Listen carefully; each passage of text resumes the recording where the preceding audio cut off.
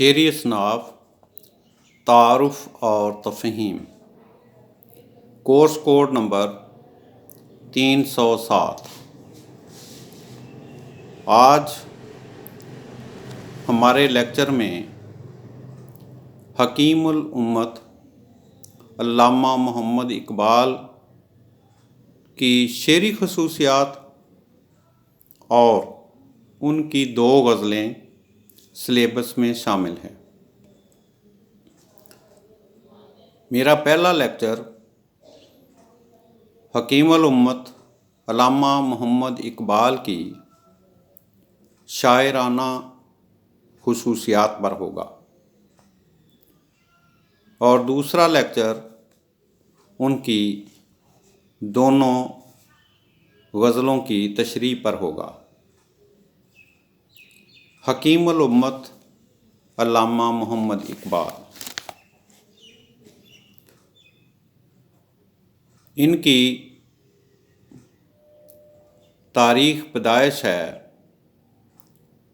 1877 عیسوی۔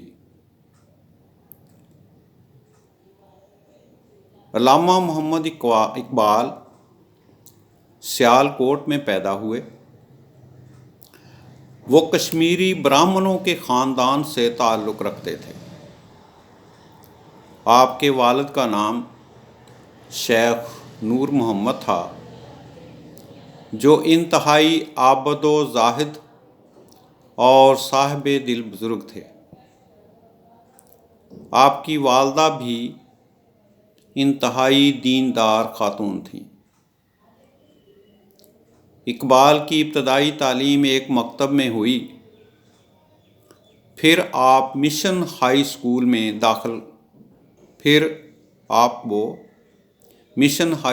میں داخل کروایا گیا، جہاں انہیں مولوی میر حسن جیسا عربی فارسی ادب پر گہری نظر رکھنے والا استاد مل گیا، جو نہ صرف علمی طور پر ہی کامل تھا بلکہ عملی طور پر بھی بے مثال تھا۔ پھر آپ جب مرے کالج سیالکوٹ میں داخل ہوئے تو اس دوران میں مولوی میر حسن صاحب کی خدمات کالج میں منتقل کر دی گئی تھیں۔ اقبال نے یہاں بھی ان سے پورا استفادہ کیا۔ گورنمنٹ کالج سے BA کرنے کے بعد اقبال نے 1899 عیسوی میں پنجاب یونیورسٹی لاہور سے فلسفہ میں MA کیا۔ کچھ دیر اورینٹل کالج لاہور میں فلسفہ اور تاریخ کے پروفیسر رہے۔ بعد ازاں گورنمنٹ کالج لاہور میں فلسفہ اور انگریزی کی تعلیم دینے پر مامور ہوئے۔ اسی زمانے میں انہوں نے اپنی کتاب علم الاقتصاد تصنیف کی۔ بالآخر 1908 عیسوی میں اعلیٰ تعلیم کے لیے یورپ چلے گئے اور ٹرینٹی کالج کیمبرج سے فلسفہ اور اخلاق میں ڈگری لی۔ پھر جرمنی چلے گئے اور میونخ یونیورسٹی سے وجدان اور مابعد الطبیات کے عنوان پر مقالہ لکھ کر PhD کی ڈگری حاصل کی۔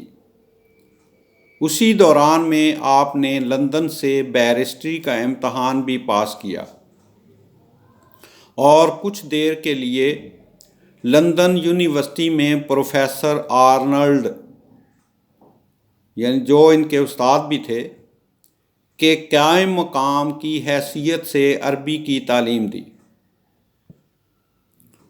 1908 عیسوی میں اقبال وطن واپس ہوئے اور کچھ عرصے تک گورنمنٹ کالج کی پروفیسری کی، پھر مستعفی ہوئے اور وکالت شروع کر دی۔ 1922 عیسوی میں حکومت برطانیہ کی طرف سے آپ کو علمی اور ادبی خدمات کے صلے میں سر کا خطاب دیا گیا۔ 1926 عیسوی میں آپ پنجاب کی مجلس قانون ساز کے رکن منتخب ہوئے اور لاہور کے حلقے کی نمائندگی کی۔ آپ نے 21 اپریل 1938 عیسوی کو صبح کے وقت وفات پائی اور آپ کو شاہی مسجد لاہور کے پہلو میں دفن کر دیا گیا۔ علامہ اقبال کی شاعری کے بارے میں بات کرتے ہوئے میں آپ کو ان کی چند خصوصیات بتاتا ہوں۔ پہلے عمومی تبصرہ۔ اقبال نے اپنے کلام میں حرکت و عمل کا وہ نمونہ پیش کیا ہے کہ آنے والے شاعروں کے رجحانات کا رخ مڑ گیا ہے۔ اردو شاعری کا مزاج بدل گیا ہے۔ محرومی اور یاس انگیزی کی وہ روش جو قدیم زمانے سے چلی آ رہی تھی، وہ رجائیت اور امید میں بدل گئی ہے۔ یہی نہیں، اقبال نے موضوعات کے اعتبار سے بھی شاعری میں تنوع پیدا کیا ہے اور اردو شاعری کو بہت سی علامتیں دے کر زبان میں وسعت پیدا کی ہے اور آزادی و حریت کے علم کو اس طرح بلند کیا ہے کہ اقبال کا قاری کسی فرعون کے سامنے جھکنا اپنی غیرت کے خلاف سمجھتا ہے۔ اقبال ایک عہد آفرین شاعر ہیں۔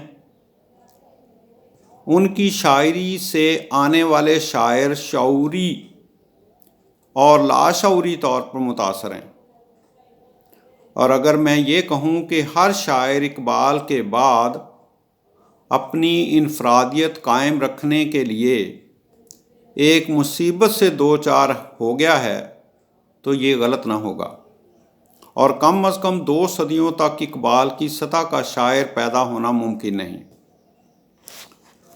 اقبال نے اپنی شاعری میں جن علامتوں سے کام لیا ہے ان میں شاہین کا مقام بہت بلند ہے۔ یہ اور بات ہے کہ ان کے تنگ نظر نقادوں کو شاہین سے خوف آتا ہے، حالانکہ اس سے گھبرانے کی کوئی بات نہیں۔ شاہین اقبال کا محبوب پرندہ ہے کیونکہ وہ اقبال کی تعلیمات سے مکمل طور پر ہم آہنگ ہے۔ اسے اقبال نے پرندوں کی دنیا کا درویش کہا ہے۔ وہ آشیانہ نہیں بناتا کیونکہ اسے دنیا سے محبت نہیں۔ خوددار اور غیرت مند ہے کیونکہ وہ اپنی روزی اپنی قوت بازو سے حاصل کرتا ہے۔ بلند پرواز ہے، خلوت پسند ہے اور غور و فکر کا عادی ہے۔ تیز نگاہ اور متوکل ہے۔ اس طرح وہ اسلامی فکر کی ان تمام خصوصیات کا حامل ہے جو اقبال اپنے مرد مومن میں دیکھنا چاہتے ہیں۔ اقبال نے یہ علامت اس لیے استعمال کی ہے کہ شاہین زندگی اور حرکت کا پیکر ہے۔ مختصراً ہم یہ کہہ سکتے ہیں کہ اقبال کی شاعری ایک درس عمل، ایک پیغام اور دعوت فکر سے مملوء ہونے کے ساتھ ساتھ زبان و بیان کے حسن، طرز ادا کی جدت اور شعری محاسن کا ایک خوبصورت مرقع ہے جس نے اردو شاعری کے مردہ جسم میں زندگی کی روح پھونک دی ہے۔ اب ہم اقبال کی شاعری کے محاسن کا ترتیب وار جائزہ لیتے ہیں۔ نمبر 1، عشق رسول صلی اللہ علیہ وآلہ وسلم۔ اقبال کی شاعری اور سوچ کا محور حضور کی ذات اور اسوہ ہے، اور ان کے فکر و نظر کے زاویے حضور کی محبت سے تپش، سوز اور نکھار حاصل کرتے ہیں۔ وہ باقاعدہ نعت گو نہیں، مگر حضور کے پہم ذکر نے ان کے کلام کو سراپا نعت بنا دیا ہے۔ شعر ہے: قوت عشق سے ہر پست کو بالا کر دے، دہر میں اسم محمد سے اجالا کر دے۔ نمبر 2، مقصدیت۔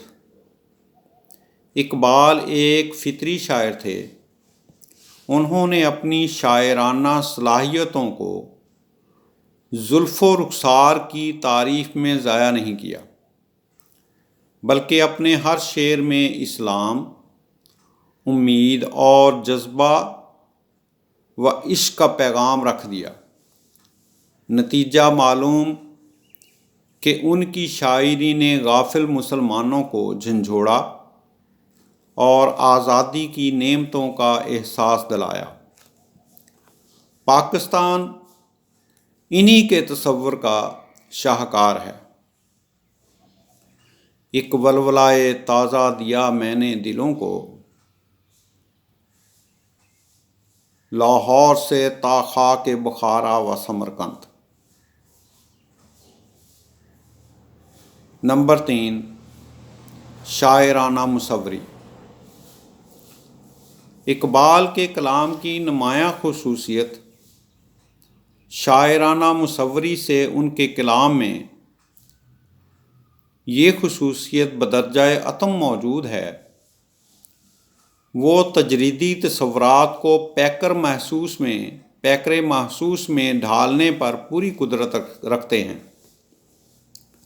گویا ان کے ہاں ایسے اشعار بکثرت ہیں جنہیں اگر کوئی مصور چاہے تو پردہ تصویر پر بھی منتقل کر سکتا ہے۔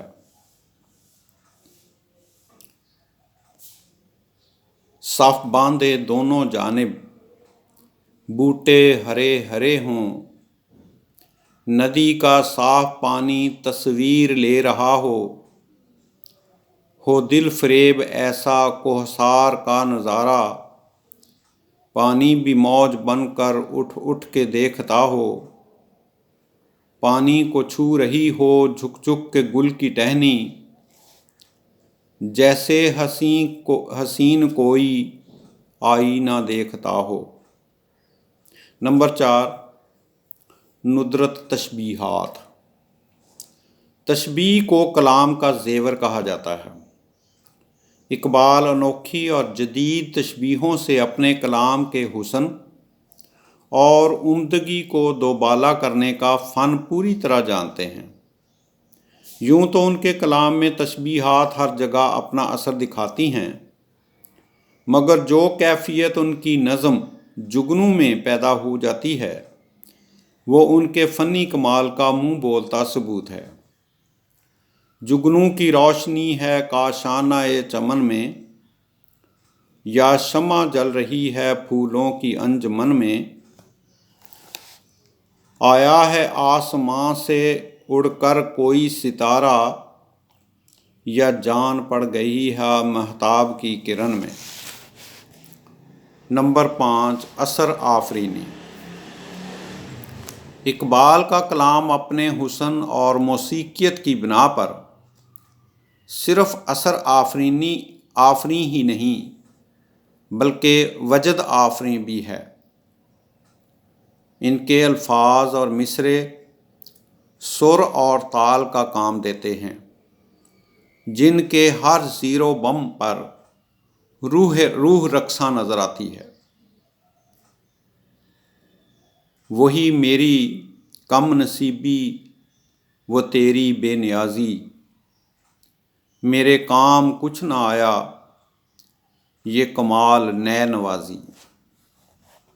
نمبر 6، تغزل۔ اقبال کا تغزل حسن ادا کی خوبی، جذبے کی شدت رمز و حمایت اور خون جگر کی آمیزش سے ترکیب پاتا ہے۔ ان کے ہاں پرانی علامتیں اور تلمیحیں ان کی بصیرت کی روشنی میں نئی معنی دیتی ہیں۔ نہ زباں کوئی غزل کی، نہ زباں سے آشنا میں، کوئی دل کشا صدا ہو، اجمی ہو یا کہ تازی، ریاض دہر میں نہ آشنائے بزم عشرت ہوں، خوشی روتی ہے جس کو میں وہ محروم مسرت ہوں۔ اور اسی طرح کہتے ہیں، بے خطر کود پڑا آتش نمرود میں عشق، عقل ہے محو تماشائے لب بام ابھی۔ اور اسی طرح ایک اور جگہ کہتے ہیں، نہ وہ عشق میں رہیں گرمیاں، نہ وہ حسن میں رہیں شوخیاں، نہ وہ غزنوی میں تڑپ رہی، نہ وہ خم ہے زلف ایاز میں۔ نمبر 7، جدت تراکیب۔ اقبال کی ترکیبیں ان کی وسعت فکر پر دلالت کرتی ہیں۔ یہ ترکیبیں انہوں نے ایجاد بھی کی ہیں اور ان کو اس طرح نئے نئے معانی کا لباس پہنایا ہے کہ اردو زبان کے ذخیرہ الفاظ میں اضافے کے ساتھ ساتھ اس کے حسن اور خوبی میں بھی دلکشی پیدا ہو گئی ہے۔ میری بگڑی ہوئی تقدیر کو روتی ہے گویائی، میں حرف زیر لب شرمندہ گوش سماعت ہوں۔ نمبر 8، خودی۔ اقبال کے کلام کی سب سے بڑی خصوصیت ان کا فلسفہ خودی ہے۔ یہ عرفان ذات کا دوسرا نام ہے اور اس کا استحکام اطاعت، ضبط نفس اور نیابت الہی سے ہوتا ہے۔ اقبال کے مرد مومن میں اسے ریڑھ کی ہڈی کی حیثیت حاصل ہے۔ غافل نہ ہو خودی سے کر اپنی پاسبانی، شاید کسی حرم کا تو بھی ہے آستانہ، خودی کیا ہے راز درون حیات، خودی کیا ہے بیداری کائنات۔ نمبر 9، عشق و عقل۔ اقبال کی شاعری میں فلسفہ خودی ہر جگہ چھایا ہوا ہے، مگر خودی کی تعمیر کے لیے عشق یعنی اپنے مقصد سے سچی لگن انتہائی ضروری ہے۔ اس لیے اقبال کے ہاں عقل اور عشق کی کشمکش جاری رہتی ہے۔ ان کے نزدیک عشق ہی وہ جذبہ ہے جس کی وجہ سے انسان میں فکر و عمل کی قوت پیدا ہوتی ہے، اور اگر عشق کی آگ بجھ جائے تو مسلمان بھی راکھ کا ڈھیر بن جاتا ہے۔ مرد خدا کا عمل عشق سے صاحب فروغ، عشق ہے اصل حیات موت ہے اس پر حرام، عشق دم جبرائیل عشق دل مصطفیٰ، عشق خدا کا رسول عشق خدا کا کلام۔ نمبر 10، مرد مومن۔ اقبال کا مرد مومن وہ انسان ہے جو عشق کی بدولت اپنی خودی سے آگاہ ہو جاتا ہے اور اطاعت، ضبط نفس، نیابت الہی کے مدارج سے گزر کر اس حد تک پہنچ جاتا ہے کہ وہ خدا کا مومن بندہ بن جاتا ہے اور خدا کا قرب حاصل کر لیتا ہے۔ اقبال کے نزدیک انسان کامل کا معیار جناب رسالت مآب صلی اللہ علیہ وسلم ہیں۔ آپ ہی کی پیروی سے انسان کو وہ مقام حاصل ہوتا ہے جسے اقبال نے बाले जबरील में यूं पेश किया है। हाथ है अल्लाह का बंदा मोमन का हाथ, गालिबो कार आफरी कार कुशा कार साज, खाकी व नूरी निहाद व बंदाए मौलाए सिफात, हर दो जहां से गनी इसका दिल बेनियाज। नंबर 4, सोज़ो गुदास। इकबाल के कलाम की एक नुमायाँ खुसूसियत उसका सोज़ो गुदाज है। वो ख़ुद भी मुसलमानों की हालत ज़ार पर रोते हैं और दूसरों को भी रुलाते हैं, मगर मायूसी और कनूतियत की बजाय वो रजाइयत के अलमबरदार हैं।